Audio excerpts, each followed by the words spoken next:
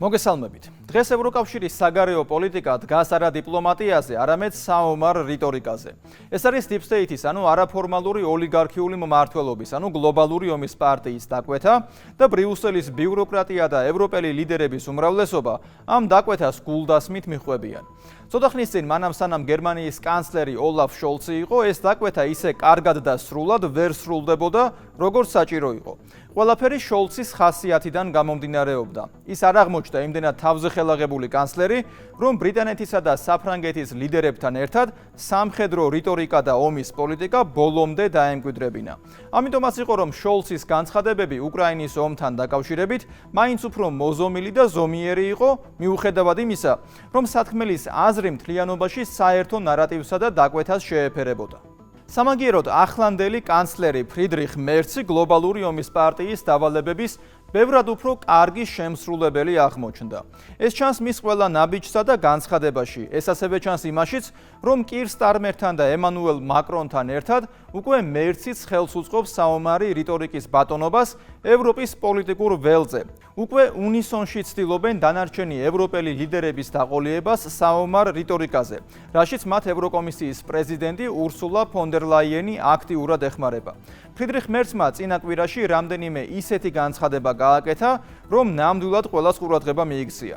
ბუნდესტაგში სიტყვით გამოსვლისას ამტკიცებდა, რომ უკრაინის ომთან დაკავშირებით დიპლომატიური საშუალებები ამოიწურა. იქამდე იმასაც ამბობდა, რომ გერმანული ფრთოსანი რაკეტის ტაურუსის უკრაინისთვის გაგზავნა იყო და რჩება ვარიანტად. შეგახსენებთ, რომ ეს რაკეტები 500 კილომეტრის მანძილზე დაფრინავენ და იმაზეც არის საუბარი, რომ მოსკოვამდე შეუძლია ფრენა. თუმცა ამ გეგმაში არის ერთი მნიშვნელოვანი დეტალი, რომელიც როგორც ჩანს, კანცლერ მერცსაც აფიქრებს. ის ამბობს, რომ ტაურუსის ტიპის რაკეტებთან მუშაობა უკიდურესად რთულია. ამიტომ უკრაინელი სამხედროების წვრთნას სულ მცირე 6 თვე დასჭირდება. მისი თქმით, ეს სამუშაო ჯერ არ დაწყებულა. გამოდის, რომ არსებობს ორი ვარიანტი. ან ტაურუსის ტიპის რაკეტები თავად გერმანელებმა უნდა ისროლონ უკრაინის ტერიტორიიდან და ეს რუსეთისთვის გერმანიის მხრიდან ომის გამოცხადების ტოლფასი იქნება, ან უკრაინელებს უნდა ასწავლონ გამოყენება, რაც როგორც ჩანს არც ისე მარტივია. ასეა თუ ისე, კანცლერი ფრიდრიხ მერცი ასრულებს იმ მთავარ დავალებას, რაც არის ევროპაში საომარი რიტორიკის მხარდაჭერა და უკრაინის ომის დიპლომატიური გზით მოგვარების ყველანაირი შანსის გამორიცხვა. ამას ემსახურებიან სხვა გერმანელი გენერლებიც. მაგალითად, ერთ-ერთი გერმანელი გენერალი, რომელიც უკრაინის დახმარების სამუშაო ჯგუფის ხელმძღვანელია, ამბობდა, რომ უკრაინელებმა შორ მანძილზე მოქმედი რაკეტები შეიძლება ივლისის ბოლოს მიიღონ. არ არის აუცილებელი მაინც და მაინც ტაურუსის ტიპის რაკეტებზე იყოს საუბარი. მთავარი ჩანაფიქრი ომის გახანგრძლივებაა და შესაბამისად ნებისმიერი იარაღი, რომელიც ომს გაახანგრძლივებს, მისაღები იქნება. ამ რიტორიკითა და ქმედებებით სრულდება Deep State-ის, ანუ არაფორმალური ოლიგარქიული მმართველობის, ანუ გლობალური ომის პარტიის გეგმა. გეგმა, რომლითაც ევროკავშირისა და მისი წევრი ქვეყნების ეკონომიკა უკრაინის ომის გამო უნდა დასუსტდეს. მაგალითად, მხოლოდ გერმანიამ უკრაინას ომის დაწყების, ანუ 2022 წლის შემდეგ დაახლოებით 42 მილიარდი დოლარი გადასცა სამხედრო, ჰუმანიტარული და სხვა სახის დახმარებების სახით. და ამას აკეთებს ქვეყანა, რომელსაც ნამდვილად არასახარბიელო მაჩვენებლები აქვს ეკონომიკაში. გერმანიის მთავრობამ უკვე შეამცირა მთლიანი შიდა პროდუქტის პროგნოზი 2025 წლისთვის და ახლა ელოდება ეკონომიკის სტაგნაციას. 2024 წლის ოქტომბერში გერმანიის მთავრობა ელოდა, რომ ქვეყნის მთლიანი შიდა პროდუქტი 1,1%-ით გაიზრდებოდა 2025 წელს, მაგრამ იანვარში მან შეამცირა ზრდის პროგნოზი 0,3%-მდე. ამას ემატება ბუნდოვანი მოცემულობა გერმანიის მძიმე მრეწველობასა და განსაკუთრებით ავტოწარმოებაში. ასეთ დროს მილიარდების უკრაინისთვის გადაცემა და მხოლოდ იმაზე საუბარი, რომ ომის დიპლომატიური გზით მოგვარების შესაძლებლობა არ არსებობს, მხოლოდ ომის გაგრძელებასა და გერმანიის კიდევ უფრო მეტად დასუსტებას ემსახურება. გერმანიისა და ევროკავშირის დასუსტების აზრი კი ის არის, რომ შემდეგ ეს ქვეყნები Deep State-ის, ანუ არაფორმალური ოლიგარქიული მმართველობის, ანუ გლობალური ომის პარტიისთვის უფრო ადვილად სამართავი გახდეს. ასევე უფრო მარტივი გახდეს იმ გლობალისტური და ნეოლიბერალური იდეოლოგიის დანერგვა, რომელიც ასე ძლიერად მიმდინარეობს ევროკავშირის ქვეყნებში. აქ საუბარია LGBT პროპაგანდაზე, არალეგალური მიგრაციის კიდევ უფრო ხელშეწყობაზე, არალეგალური მიგრაციის შედეგად გამოწვეული დანაშაულის უგულებელყოფაზე და მთლიანობაში ისეთი საზოგადოების მიღებაზე, რომელიც მარტივად სამართავი, იდენტობა დაკარგული მასა იქნება. ევროპელი ლიდერების ომის რიტორიკაზე ნახეთ ანი ნადირაშვილის სიუჟეტი. რამდენიმე დღის უკან გერმანიის კანცლერი აკეთებს განცხადებას, რომელიც გაიჟღერებს ცინიკურად. ბატონი მერსი იტყვის. უკრაინაში კონფლიქტის მოგვარების დიპლომატიური შესაძლებლობები ამოწურულია. ახლა საჭიროა მოქმედება. დიპლომატიური შესაძლებლობები ამოწურულიაო. დიაგნოზის ესვავს თითქოს ყოველთვის მოლაპარაკებების მშვიდობიან გზებს ეძებდა. ამ განცხადების პარალელურად ვნახოთ რა გადაწყვეტილებებს იღებს მერცი უკრაინასთან დაკავშირებით. გერმანიის კანცლერის ოფისის ოფიციალურად 2025 წლის 5 მაისს დაიკავებს. იმავე დღეს კოალიციის ფარგლებში მიიღებს შეთანხმებას, რომელიც ცალსახად უჭერს მხარს უკრაინის იარაღით უზრუნველყოფას და ფინანსურად დაკმაყოფილებას. ამისთვის მერცი თავდაცვითი ხარჯებისთვის კონსტიტუციურ საბიუჯეტო შეზღუდვას duty breaks აუქმებს. ამ ცვლილების შედეგად თავდაცვის ბიუჯეტი მისთვის აღარ არის შემზღუდველი ფაქტორი. ამიერიდან გერმანიას შეუძლია დააფინანსოს შორი მოქმედების რაკეტები, დრონები და თანამედროვე სამხედრო ტექნიკა. გამოყოს მილიარდობით ევროს ღირებულების დახმარება უკრაინისთვის პირდაპირ სახელმწიფო ბიუჯეტიდან. გერმანიის კანცლერი 10 მაისს საფრანგეთის, ბრიტანეთის და პოლონეთის პირველ პირებთან ერთად კიევში ჩავა. იქ იტყვის, რომ ევროპამ უკრაინის დასახმარებლად ერთიანობა უნდა შეინარჩუნოს. რატომ მხოლოდ ევროპამ? რატომ არ ახსენებს ამერიკას? იმიტომ რომ დონალდ ტრამპი ჯერ კიდევ ცდილობს რუსეთთან სამშვიდობო შეთანხმების მიღწევას. გამოდის რომ კიევში ის ომის გასაგრძელებლად ჩადის. ამას ადასტურებს გერმანიის კანცლერის 26 მაისის გადაწყვეტილებაც. უკრაინიდან დაბრუნებული მერცი კიევს სამხედრო ლიმიტს უხსნის. და ის რაც ადრე აკრძალული იყო, ახლა დაშვებულია. გერმანიის კანცლერი კიევს უკვე უფლებას აძლევს გამოიყენოს გერმანული იარაღი რუსეთის ტერიტორიაზე თავდასხმისთვის. ბუნდესტაგში გამოსვლის დროს ის პირდაპირ იტყვის. უკრაინას უფლება ექნება გამოიყენოს ჩვენი იარაღი რუსეთის ტერიტორიაზეც. ლიმიტების დრო დასრულდა. უკრაინა ახლა სრულიად თავისუფლდება. შეუძლია გამოიყენოს გერმანული იარაღი არა მხოლოდ თავდაცვისთვის, არამედ რუსეთის ტერიტორიაზე შეტევის დროსაც. მაგალითად, ადრე დასავლური დრონები მხოლოდ ფრონტის ხაზზე უნდა გამოეყენებინათ. ახლა უკვე რუსეთის ტერიტორიაზეც იყენებენ. იყო შეტევა მერკულოვოს და ბრიანსკის სამხედრო ინფრასტრუქტურებზე. ბოლო გადაწყვეტილებას, რომელსაც მერცი მაისში უკრაინასთან დაკავშირებით მიიღებს, ისევ სამხედრო შინაარსი აქვს. 28 მაისს უკრაინის პრეზიდენტი გერმანიაში ჩადის. მერცი და ზელენსკი მემორანდუმს აფორმებენ. დოკუმენტი უკვე long range იარაღით მხარდაჭერას ეხება. ის ითვალისწინებს შეიარაღებისა და ტექნოლოგიის სფეროში თანამშრომლობას. გამოდის, რომ მერცი აუქმებს საბიუჯეტო შეზღუდვას. ახლა მას შეუძლია თავდაცვისა და უკრაინის მხარდაჭერისთვის დახარჯოს იმაზე მეტი, ვიდრე ბიუჯეტს აქვს შემოსავალი. უკვე კანონიერად შეუძლია გადააჭარბოს დეფიციტს. აუქმებს სამხედრო ლიმიტს. ახლა უკრაინას შეუძლია გერმანული იარაღით ტაურუს რაკეტებით შეტევა მოახდინოს რუსეთის ტერიტორიაზე, რაც ადრე აკრძალული იყო. გერმანია იწყებს უკრაინაში იარაღის წარმოების დაფინანსებას. უკრაინაში გერმანიის დაფინანსებით ფუძნდება შორი მოქმედების იარაღის, დრონების და რაკეტების ადგილობრივი წარმოება. და ამ ფონზე მერცი აცხადებს, რომ დიპლომატიის რესურსი ამოწურულია, მოქმედებებზე უნდა გადავიდეთო. ჩვენ ვნახეთ მისი გადაწყვეტილებები უკრაინასთან დაკავშირებით. თითოეული მათგანი მხოლოდ ომის მხარდაჭერას და ფრონტის ხაზის გაძლიერებას ითვალისწინებს. არც ერთი ნაბიჯი მას დიპლომატიური მიმართულებით არ გადაუდგავს. პირიქით, ყოველთვის როცა დიპლომატები იწყებენ საუბარს, მოლაპარაკებების მაგი დაიშლება და სამშვიდობო პირობები დგება, მერცი თავის ევროპელ კოლეგებთან ერთად სულს ომს უბერავს. ამ პროცესში აქტიურად არის ჩართული ბრიუსელიც. 10 მაისის ვიზიტი ვნახოთ. მერცი ფრანგ და ბრიტანელ კოლეგებთან ერთად უკრაინაში მატარებლით მიემგზავრება. ამ მოგზაურობას თავისი კონკრეტული კონტექსტი აქვს. თეთრი სახლი მოლაპარაკებების მხარეს დგას. ტრამპი უკვე საუბრობს ომის შეწყვეტაზე. ამბობს, რომ ომი ბაიდენმა დაიწყო და ბევრი ადამიანი იხოცება. ამიტომაც ის უნდა დასრულდეს.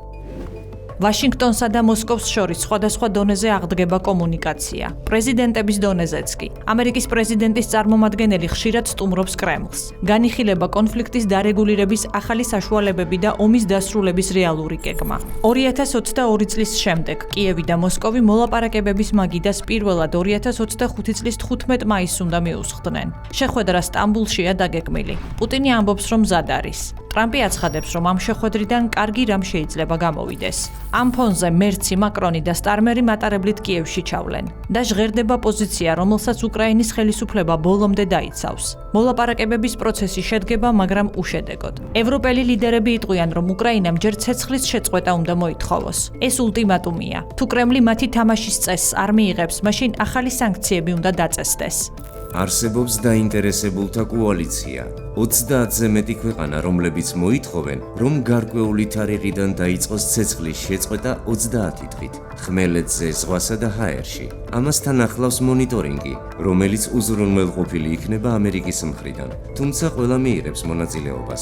ეს შესაძლებლობას მისცემს დაუყოვნებლად დაიწყოს მოლაპარაკებები.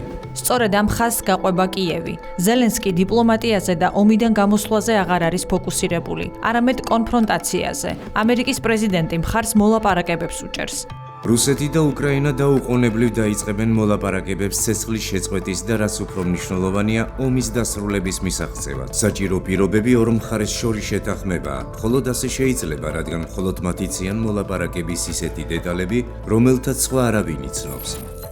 თეთრი სახლი ევროკრატების გეგმას არღებულობს. დიპლომატიას მისთვის ალტერნატივა არ აქვს. არანაირი დროებითი გაუგებარი პაუზა და სანქციები. ამერიკის პრეზიდენტს ესმის, რომ სანქციების გზა ეს ომისკენ გადადგმული ნაბიჯია და არა დიპლომატიური შედეგისკენ. მოლაპარაკებების მეორე რაუნდი 2 ივნისს ინიშნება. შეხვედრას ისევ სტამბული მასპინძლობს და ისევ დიდი პროვოკაციით. ერთი დღით ადრე რუსეთის ტერიტორიაზე რამდენიმე დივერსიული აქტი ხდება. ბრიანსკისა და კურსკის ოლქებში რამდენიმე ხიდი ფეთქდება. სამგზავრო მატარებელი რელსებიდან გადავა. ინციდენტის შედეგად იქნებიან დაღუპულებიც და დაშავებულებიც.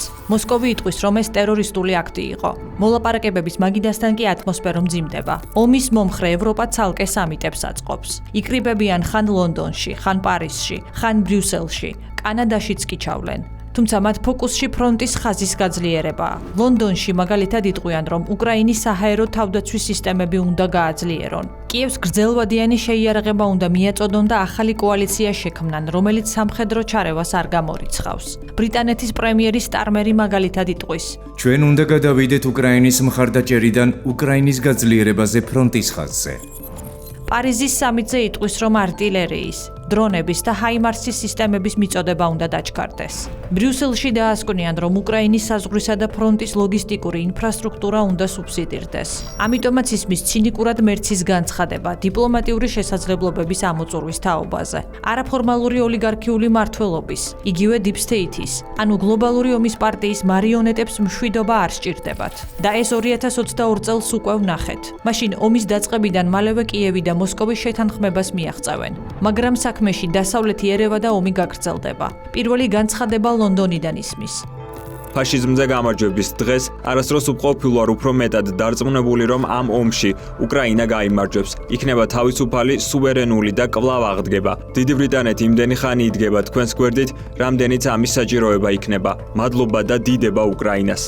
გლობალური ომის პარტიის მიერ მართული ევროკრატები ყველაფერს მხოლოდ ომის სასარგებლოდ აკეთებენ. ომს აფინანსებენ. ერთადერთი რაც არ ენანებათ, ეს დაღუპული უკრაინელები არიან. ფორმულა ბრძოლა ბოლო უკრაინელამდე დღემდე ძალაშია და ეს Deep State-ის, ანუ გლობალური ომის პარტიის ფორმულაა. ფსონი ომზე უდევთ. დანიის პრემიერ-მინისტრი მეტე ფრედერიკსენი ამბობს, რომ მშვიდობა შეიძლება უფრო სახიფათო იყოს ვიდრე ომი. ვგრძნობ, რომ მრავალი ადამიანი მიიჩნევს, რომ მშვიდობიანი გამოსავალი ან ცეცხლის შეწყვეტა კარგი იდეაა, მაგრამ არსებობს საშიშროება, რომ სინამდვილეში მშვიდობა უკრაინაში შეიძლება იყოს უფრო სახიფათო ვიდრე ომი. ომზეა ყველაფერი აწყობილი. კანონები, სამიტები, ეკონომიკები, პოლიტიკური გადაწყვეტილებები და ყველაფრის გათვალისწინებით საინტერესოა, რას ნიშნავს მერცის ფრაზა. მოქმედებებზე უნდა გადავიდეთო. რას გულისხმობს? ეგებ ცდილობს მოკავშირეებში სამხედრო შემართება და გამბედაობა გააღვივოს. ისინი ხომ ხშირ შემთხვევაში ომის სასარგებლოდ ხმაურიან განცხადებებს და თამამ მოწოდებებს აკეთებენ. მაგრამ ომის აჩრდილი ისი აფრთხობთ. თავს ღრმა ბუნკერებს აფარებენ. ლიეტუვის პრემიერ-მინისტრს, გინტაუტას პალუცკას მაგალითად, დიპლომატიის არც სწამს და არც მხარს უჭერს. ომის მხარეს დგას, მაგრამ თავად ომის ილუზორული საფრთხეც კი პანიკაში აგდებს. განგაშს ტეხენ. ქვეყნის პირველი და მეორე პირები ბუნკერში იკეტებიან. შემთხვევა 10 ივლისს მოხდა. ლიეტუვის საჰაერო სივრცეში ბელარუსის მიმართულებიდან კუსტარულად დამზადებული სათამაშო დრონი შეფრინდა. საფრენი ობიექტი კენას საკონტროლო გამშვებ პუნქტზე მყოფმა მესაზღვრეებმა დააფიქსირეს. ხელნაკეთმა დრონმა საზღვარი გადაკვეთა და 1 კილომეტრში მიწაზე დაეცა. ქვეყნის პირველი და მეორე პირები სახელმწიფო შენობებიდან გაიყვანეს. მერცი დიპლომატიურ შანსს მსხვილ წერტილს უსვამს და აქტიური ქმედებებისთვის ემზადება. ვაშინგტონს უკვე თხოვს. შენგან იარაღს მე შევიძენ, რომ უკრაინას გადავცეო. ოღონდ თავად უსაფრთხოდ იქნებიან. სამაგიეროდ უკრაინელებს დაიჭერენ ქუჩაში. ძალით წაიყვანენ ფრონტზე, რომ იომონ. უკვე მეოთხე წელი მიდის. ომში უკრაინა უპირატესობას ვერ აღწევს. ივნისის თვეში მოსკოვი ქვეყნის ახალ ტერიტორიებსაც იგავებს, მაგრამ არაფორმალური ოლიგარქიული მმართველობის, იგივე გლობალური ომის მარიონეტები მაინც ომზედებენ ფსონს. ასეთია მათი დაკვეთა. ფრიდრიხ მერცი Deep State-ის, ანუ არაფორმალური ოლიგარქიული მმართველობის, ანუ გლობალური ომის პარტიის გეგმაში თავის როლს ნამდვილად ასრულებს და ეს როლი ევროპაში მილიტარისტული რიტორიკის გაძლიერებასა და უკრაინის ომის გახანგრძლივების მცდელობებში გამოიხატება. განსაკუთრებით ცინიკურად გამოიყურება მერცის განცხადება, რომ უკრაინის ომთან დაკავშირებით დიპლომატიის რესურსი ამოიწურა. საინტერესოა, რომელი დიპლომატიის რესურსის ამოწურვაზე საუბრობს ბატონი მერცი, როდესაც ომის 3 წლის განმავლობაში არც ევროკავშირის ლიდერებს და არც ევროკრატებს ერთი მცდელობაც კი არ ქონიათ, რომ უკრაინის ომი მოლაპარაკებების გზით დაესრულებინათ. უფრო მეტიც, სტამბოლში 2022 წელს დაწყებული სამშვიდობო მოლაპარაკებები, სადაც უკრაინულმა და რუსულმა მხარეებმა შეთანხმებასაც მიაღწიეს, სწორედ ევროპელი პოლიტიკოსების ძალისხმევით ჩაიშალა. ასევე ამერიკის პრეზიდენტის მიერ დაწყებული სამშვიდობო მოლაპარაკებების პარალელურად არაფორმალური ოლიგარქიული მმართველობის, იგივე Deep State-ის, ანუ გლობალური ომის პარტიის დავალებით ყველაფერს აკეთებდნენ იმისთვის, რომ სამშვიდობო პროცესი ჩაეშალათ. რუსეთისთვის დამატებითი სანქციები დაეწესებინათ, უკრაინამ ხარდაჭერით შეეგულიანებინათ და ისეთი ულტიმატუმები დაეყენებინათ, რომელიც არა ომის დასრულებას, არამედ ესკალაციას უწყობდა ხელს. მე იოანე შაიშმილაშვილი ვარ. კვირაში 4 ჯერ, 21 საათსა და 15 წუთზე. უყურეთ ევროკრატიას.